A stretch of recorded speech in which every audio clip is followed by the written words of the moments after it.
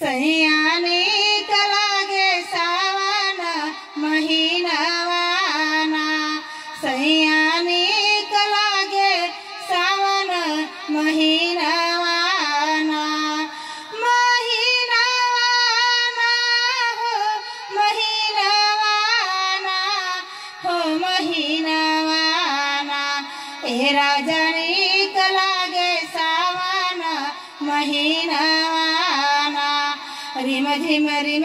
बदरा बरसे रही रही हमरो मनवा तरसे रिम झिम बदरा बरसे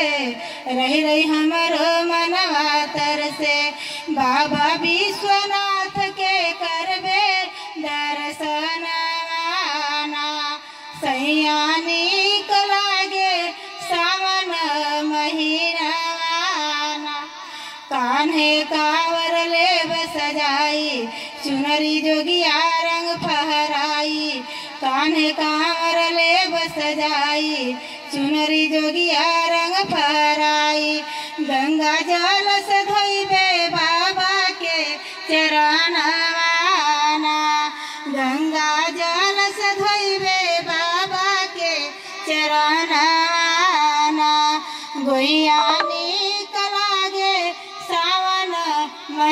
महीनावाना ए राजानी कलागे सावन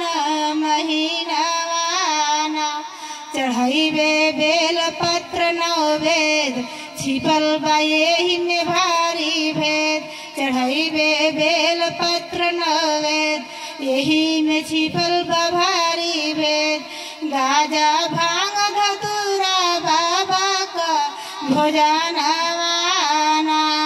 गाजा भांग धतूरा बाबा का भोजनवाना ए राजानी कलागे सावन महीनावाना ए राजानी